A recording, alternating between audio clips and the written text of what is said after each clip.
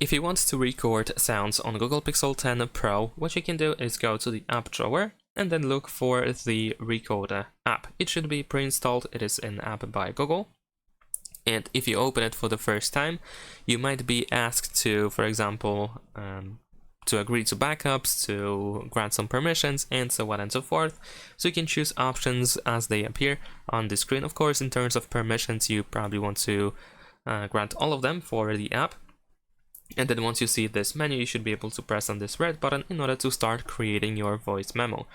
And over here we can switch between these audio waves to also speech, because the app can also generate speech. It can detect a speech and transcribe it. And yeah, and then once you are done, you can just tap on stop over here at the bottom, and we have our recording. You can tap on it in order to open it. Tap on these three dots in the upper right corner in order to find some additional options.